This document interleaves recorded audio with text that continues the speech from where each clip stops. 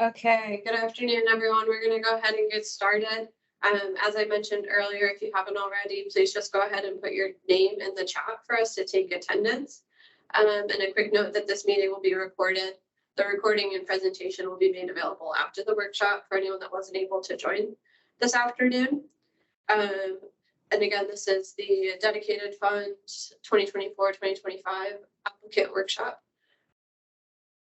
If you have any questions while we go through the presentation, please feel free to put those in the chat box. Nick will be taking a look at it. We'll address them as we go or at the end, depending on if it's a process question or what makes sense.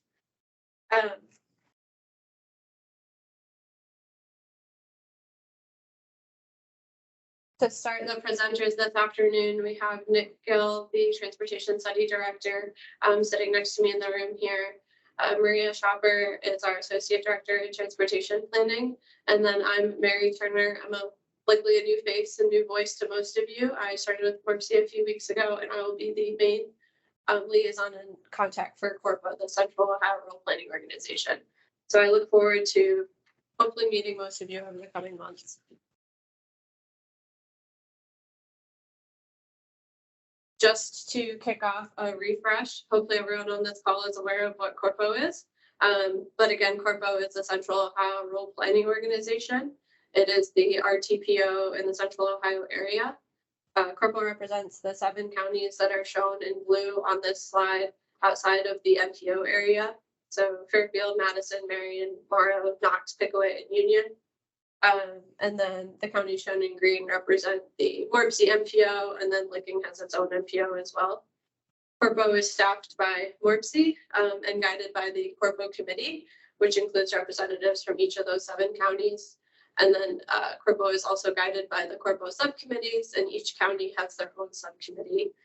So between those 2 committees, the CORPO committee and each of the county subcommittees, together they guide the transportation planning process for the CORPO area.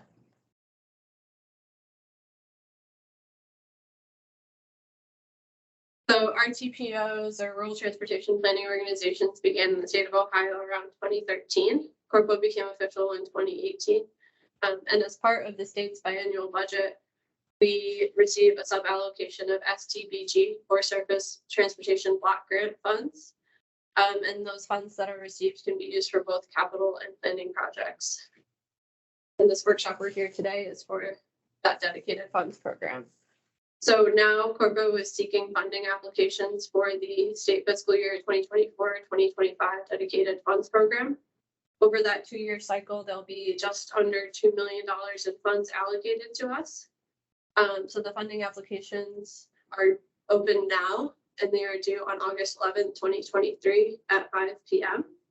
The application is available on the CORPO webpage. You should have received an email with a link to the application.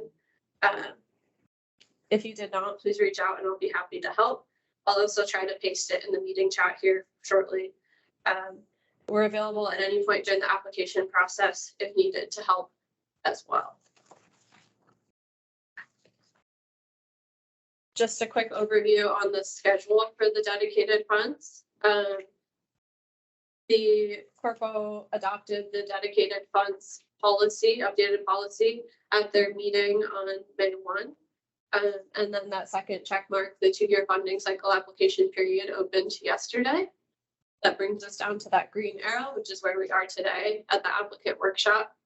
And then again, applications for the dedicated funds must be completed online by August 11th at 5 p.m. After the application submission portion is done, we'll work with you to correct any errors or omissions in the application. We will share the application shortly after that, along with the staff recommendations to the CORPO Fund Selection Committee. The Fund Selection Committee will then meet to make recommendations. I will open a public comment period. That public comment period will be closed in early October. And then at the November CORPO meeting, the CORPO Fund Selection Committee will make the final recommendation of funding awards to the CORPO committee. I'm going to go ahead and pass it off to Nick to talk about eligibility, funding requirements, and application evaluation. Thanks, Mary. happy everyone could join us today for the workshop to try to give you the basic information on the process and requirements and eligibility and so forth. The first thing I say is all the key information is on the webpage that Mary will put in the chat here shortly. It provides all the information and primarily that key document, the dedicated funds policy document. So highlight items, the eligible entities are public agencies within the CORPO area, the 7-county area, and for the projects can be road projects that are on the federal aid systems. These are federal transportation dollars, so the road needs to be on a federal aid system. Or if it's a bridge, it can be on any road, and if it's a safety project that you're addressing, it can be on any road within that area. As I said, the geographic area is the 7 counties, with the one caveat in Fairfield and Union counties. They have to be an area. The project needs to be an area outside of the MPO boundary because those areas have access to MPO dedicated funds for those activities. All phases of project development are eligible from a planning study to preliminary engineering and detailed design, right of way or construction. There is a requirement of a 20% local match on the request, and that is once again further described in detail in the document. And as you would work through the application form online areas to sort of specify those different components of the cost of local match and how much you're actually asking for of the WORC dedicated funds. Finally, it's not up here on the screen, but one of the things is we want to make sure the entity, the governing body of the entity is aware of that. So there is a requirement of a resolution by the local government, authorizing the submission and form that you're applying for these funds. So a little more expansion on the eligible activities and the long list there, and he's given another list on another slide later in the presentation as well, which deals into that. But basically, if it's a transportation related item, whether it's roads, bikes, sidewalks, transit, as long as it's not operating, it's a transit capital activity. It's all eligible activities for these type of federal transportation funds. The other thing is it must be coming from the CORPO transportation plan. And that doesn't necessarily mean a specific line item, a specific project list, but at least in the idea of what the transportation plan is about. We're actually in this time frame right now where we're updating the original CORPO transportation plan that was done in 2018. We developed new goals and objectives, and we're working with identifying projects. And coincidentally, the new transportation plan will be completed over the summer as well and adopted at that November meeting that Mary mentioned. So if it's something we want to make sure it's in the corporate transportation plan that we're going to do, and it's really aligning with the CORPO transportation plan goals and objectives.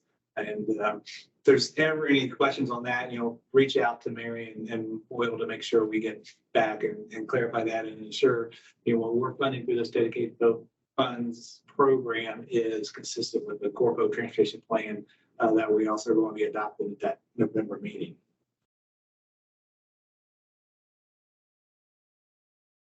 So like I said earlier, this is the sort of the longer list of projects, a little more detail. It still may not be exhaustive, everything that's possible in here. There, but basically, anything that's roadway traffic related, on some part of the transportation system, it's eligible for these funds. There is a link in the document itself with a little more detail on other specifics, but once again, if there's any particular questions, even as you're starting to fill out or think about what you want to submit by that August 11th deadline, please reach out to us so we can give you some indication of more clarification on whether that is something that's eligible or not.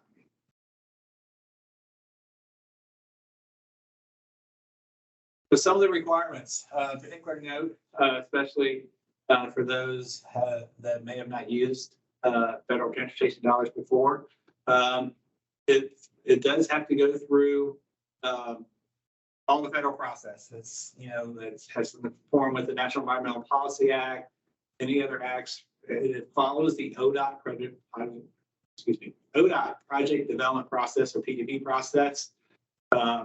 Whether it can be an ODOT project, it can be a local activity for those familiar with that term. But once again, there's specific. It's a little more hurdles to go through to receive the funds and use the funds than maybe a local agency or just using their own local funds to do a transportation project. There's additional design standards and so forth that it would have to adhere to as well.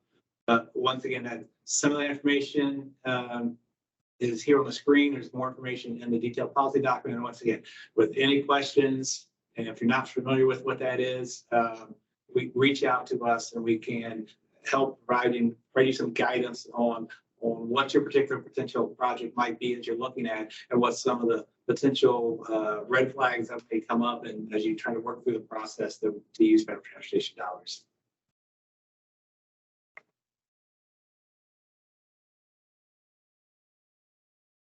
I see a message in the chat from James. I'll go ahead and address that now. His question was, I see minor road widening. What about narrowing road diets? Narrowing a road diets is also eligible. Basically that's an operational change to the road system, and something like that would be an eligible activity as well. So jumping into the application process a little bit, the first part of that is what we're doing right here today. This workshop providing you that kind of high level overview with a little bit of details on what it's all about. If you're new to corporate dedicated funds process or new to federal transportation dollars at all, that's what this workshop is about getting at. And then there's the application form itself, which is it's an online form. Link is available at our website at the CORPO part of the MORPC website. And Mary, I'll flip back to Mary here in a few slides, sort of walk through what that application process is about. The process that we will use as all these are submitted by August 11th, sort of run through what the evaluation is for those. As I mentioned previously, we're wanting to use these funds to further and advance the goals and objectives in the corporate transportation plan, the long-range transportation plan for the 7-county region. The transportation plan is developed around 6 goals that are here on the screen. They have to do with preserving and maintaining the current system in a state of good repair. Basically, make sure that it's physically, well maintained. Make sure it's safe, improve safety. Problems, address high crash locations for vehicles, for pedestrians, for bikes, for all users.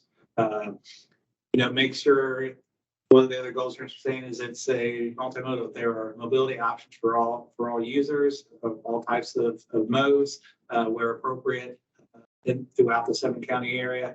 Make sure it's interconnected and coordinated. We'll make sure it helps promote economic vitality and preserves and environmental resources, helps sustainability through the transportation system. So those are the 6 guiding goals of the transportation plan, and that's what we're going to be evaluating the project submissions to, of how it addresses, one or as many of these as it possibly can. And when you get to the actual questions on the online form, you'll see how they are directed to how this particular project is helping address different parts and pieces related to these goals, and some more detailed objectives that's behind these goals that are also laid out in the policy document.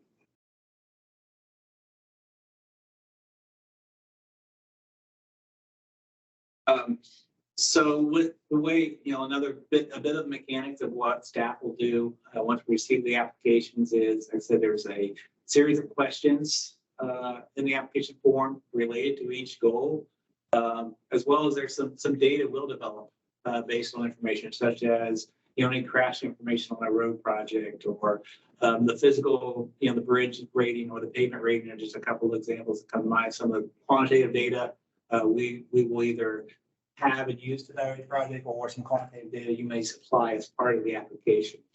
But we'll look at the information available, the data available, the answers to the questions, and score each goal on a scale of 1 to 10, comparing the answers of one particular project to the answers of the other projects that it's competing with for the funds.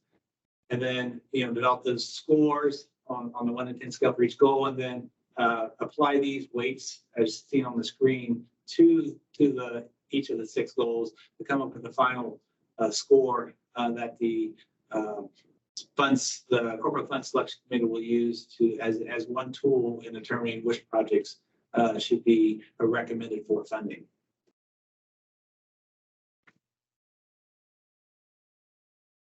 As mentioned a couple times already, there is a corporate fund selection committee. The corporate fund selection committee is made up of the members from the 7 counties that it makes up the CORPO committee, as well as any other entity that may not be represented already in those membership that actually applies for funding. We do this in order to make sure everyone is at the table when review of the staff evaluation of the projects are, and any, what the staff considerations and thoughts are about which projects to recommend for funding. And they can be discussed around the table with everyone on board, and everyone be able to understand what was said and ask any questions of staff and hear, all the discussion that goes on. That corporate fund selection committee will then make, recommendations for awards. So next, we'll make recommendations for awards. There will be a public comment period, as Mary noted earlier in the schedule. And then the actual final decision is just of the CORPO committee, the specified members of the 7 counties that make up the CORPO committee will actually then, take the recommendations of the selection committee and then actually make the final adoption of which projects will receive funding. So that's the quick and on the evaluation process and some of the eligibility and so forth. I'm going to pass it back over to Mary for some of the mechanics of actually filling out the form online. Okay, yeah. So now I'm going to go through kind of an overview of the full application.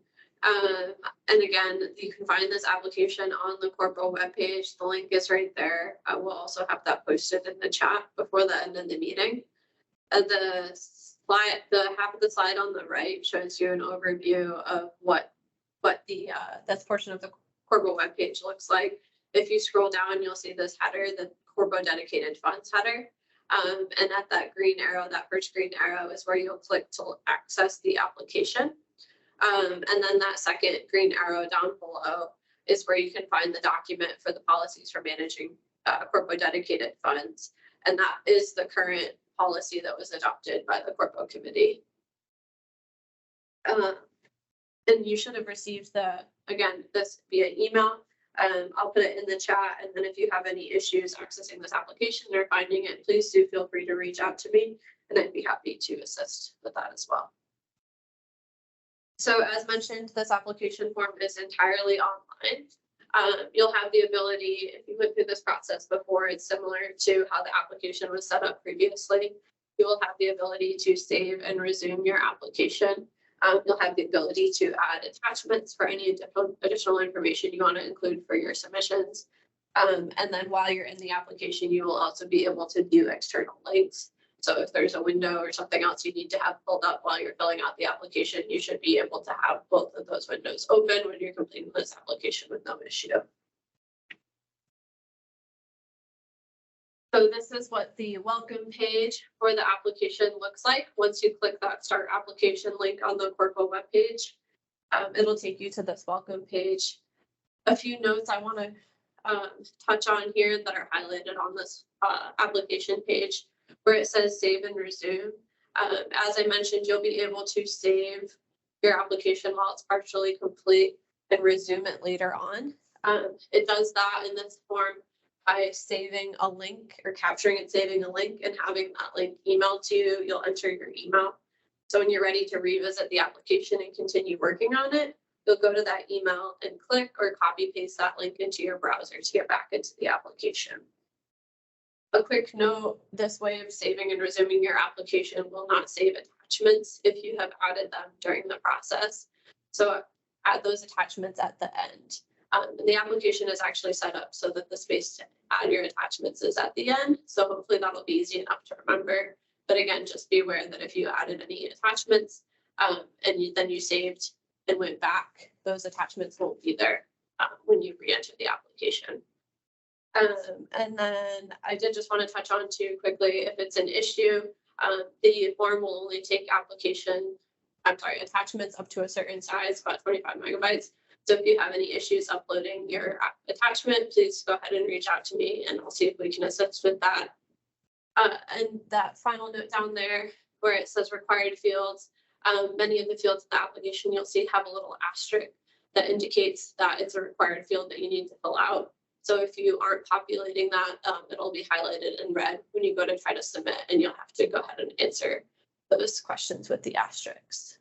So. Oh, as we, sorry, Ryan, one more thing on the save. I think if you go back multiple times, you hit save, it'll send you a new link. So you got to make sure when you go back to it, you're using the most recent link that was sent to you from your most recent save. Thank you, Nick.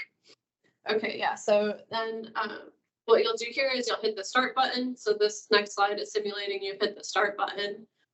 And the first page that it'll take you to in the application is for the sponsoring agency information. This is pretty straightforward. You'll go ahead and enter your sponsoring agency, address and contact person and contact information. And then you'll hit next, or you can see that save and resume later as an option too on the page. The next page of the application is the project information. You'll enter your project title and your primary project type. On the slide earlier that Nick shared that had that really extensive list of project types, those will all be in here in the drop down available. And then you'll enter facility name, ODOT PID, the CTP ID. If you need assistance finding that, please go ahead and reach out to me. I'm happy to help find that. Your project termini, your project length, and your project scope. A quick note too, you'll see on the screen, it's probably difficult to see, but these application boxes have a little corner pull down. So if you have additional information to enter beyond the space that's available to you in that box, you can pull it down to see all of the text that you're typing in. So after that project information, you'll start entering your project cost information. And Nick, I think you are already addressing the question in the chat, or we can go back and get that later. So this next is you will be entering the project cost information. You can use ODOT's preliminary cost estimating tool. That's actually linked right in the application. If you click that link, it should open in a separate window. And as I mentioned, you should be able to view two windows while you're filling out your application, no problem. And then you'll see there, it says methods for entering amounts and gives you a long explanation. What that's saying is that you'll have the ability to enter your cost amounts as either percentages or dollar amounts. And I'm going to hit the next so I can show you this in a little more detail. So if you select to enter in dollar amounts or percent amounts, you'll see that the screen comes up that either your dollar amounts or your percent based on what you select will be grayed out. As you fill in one side, the other side will automatically populate, so you don't have to worry about filling out both dollar and percent. The form will do the math for you. I would note though, if you start entering in dollars and then decide that you want to go back and enter in percents instead, you do have to go up to the earlier columns in the form and clear those out. Those won't clear automatically.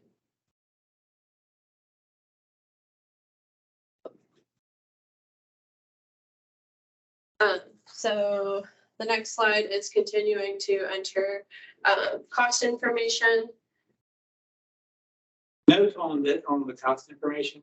Sorry, in your notes that we want the information for full cost, not necessarily just, the phases or what you're requesting of the corporate dedicated funds. So perhaps if you're only asking for construction dollars for a project, then you're paying for right of way or so forth already. We still want that information. We get the full picture of the cost, and including, anything maybe for preliminary engineering or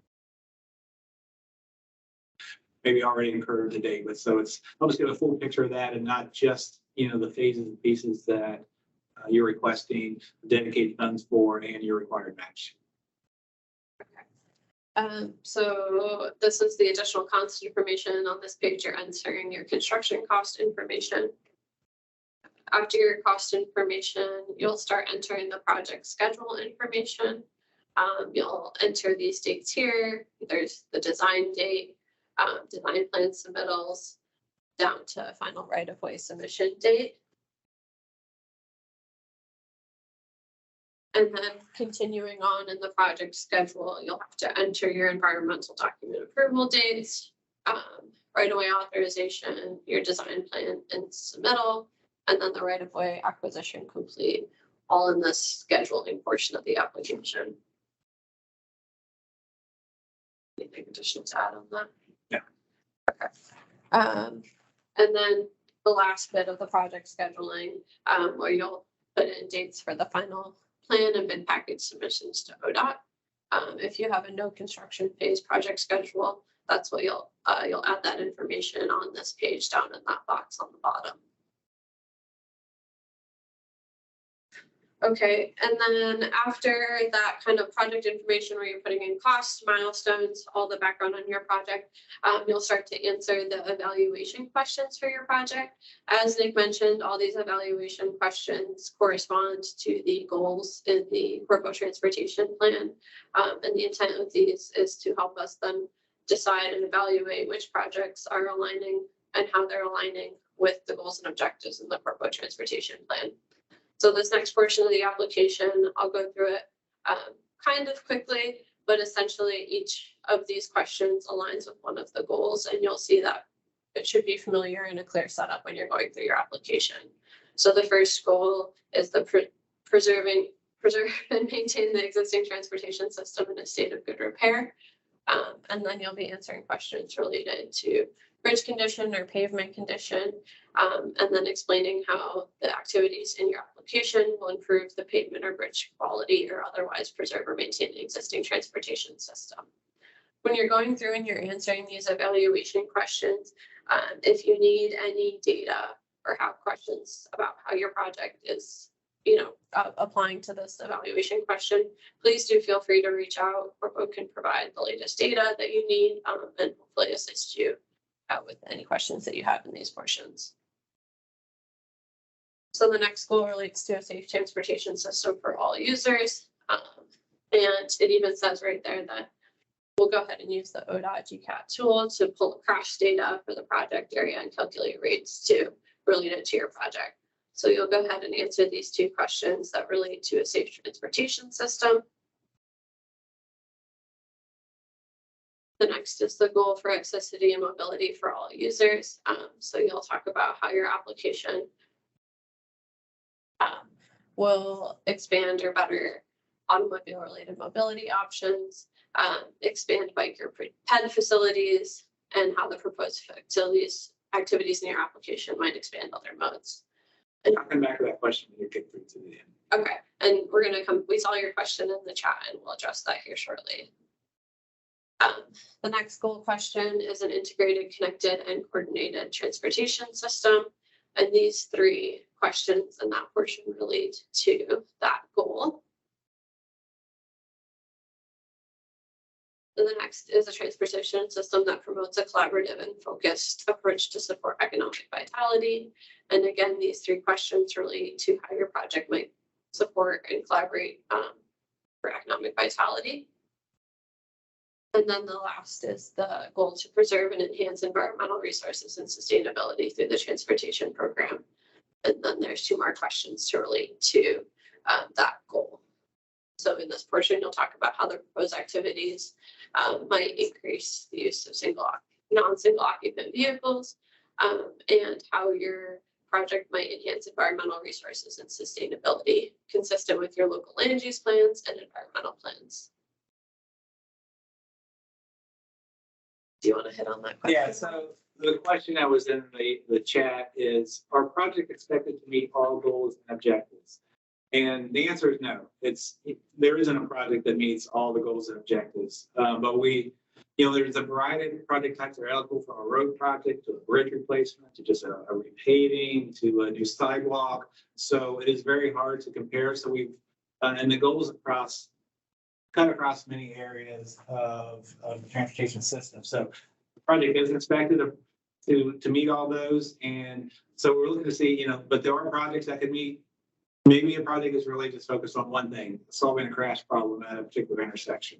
But isn't doing other things at the same time as that. Sidewalk work doesn't exist, so it helps to do that process. So it may hit multiple of those, but definitely not expected to hit all those. And that's where, And then especially comparing on one project type versus another, it's very difficult to compare, apples to oranges in some cases in this extent, but we're still trying to do that with this one form. So we ask a variety of questions that lead to that hit on those goals and objectives, and we'll use some judgment in the scoring. And like I mentioned before, the scoring and that weighting is going to be a tool that the selection committee will use as it evaluates the projects against each other and decides, exactly which ones to fund. It's not an actual baseline that the actual highest scoring projects get it, but it's a tool to how best meet. And then if there's discretion in the selection committee of exactly deciding how the approximately $2 million of funding we have available should be awarded to the various projects.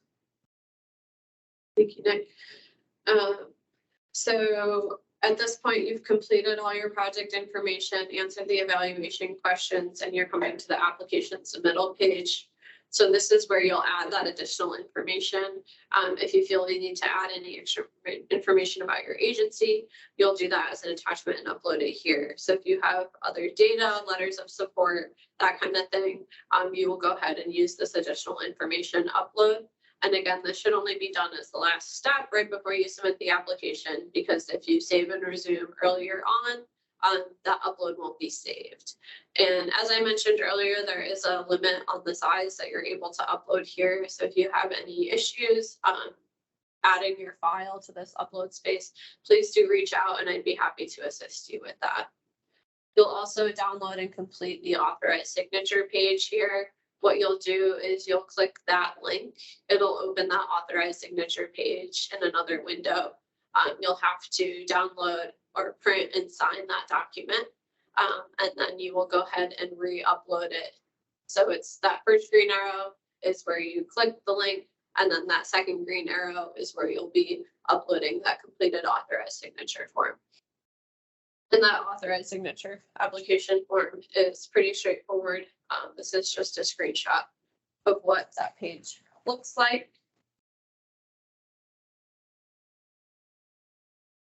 So again, that was the application process. So following all these applications being submitted after August 11th, we'll go ahead and start the evaluation process.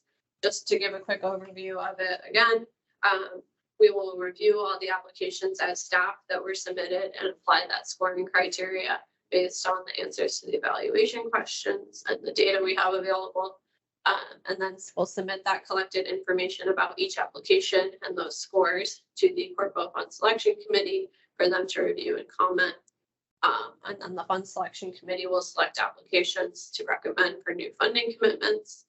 And the recommended program funding commitments will be provided to CORPO's members and to the public for review and comment. And then at the conclusion of that public involvement period, the application schedules and costs would be endorsed through the CORPO committee process and then incorporated into the STIP. Any other questions, comments on here? Okay. So just a refresher on the schedule. Again, we got a check mark there now because we've gone through the applicant workshop. Applications need to be submitted online by August 11th at 5 p.m. And then we'll go ahead and notify you of any errors or omissions. And then from there, we'll move through that evaluation process that I just talked through, with final adoption of these funding commitments happening at the November CORPO committee meeting. Well, they're just at the Mary, that 8:30 date. Mark that one. If you're not an entity that already has a seat as part of the CORPO committee, put that date on your calendar. It would probably be around the 1 o'clock, 1 or 1:30 meeting. It's usually when the CORPO committee meets in the early afternoon time frame. And for those that are CORPO committee members, we'll be getting Mary will be getting out a meeting invite to put on your calendars for that date. I do not believe we have sent that out at this point. So we'll be coming shortly. Okay, space for more questions. And I think we just had at least one question pop into the chat. Yes, the question was, will all $2 million be allocated through this process of $1 million each year?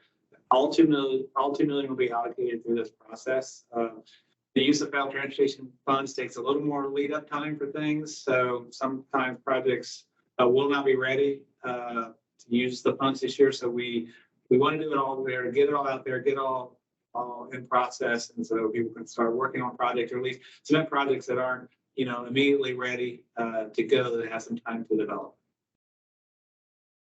Any other questions? Feel free to put them in the chat or come off mute. I'll give a couple minutes here for questions before I wrap up.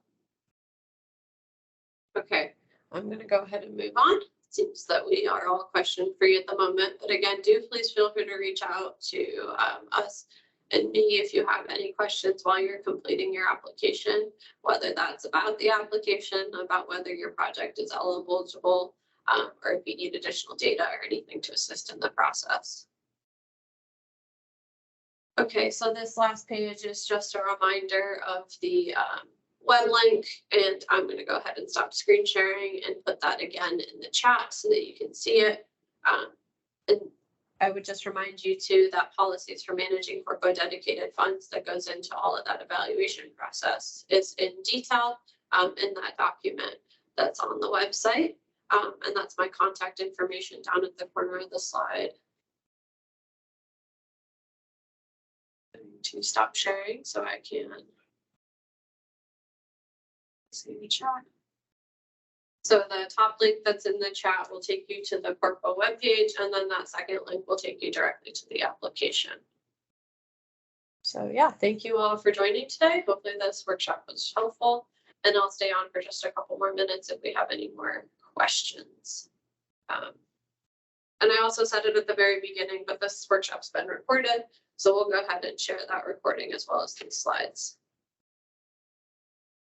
Well, we appreciate everyone joining us today. I think everyone is starting to pop off, so wrap up the workshop, and thanks everyone for joining. We look forward to seeing the applications and providing these $2 million to our CORPO partners. Thank you.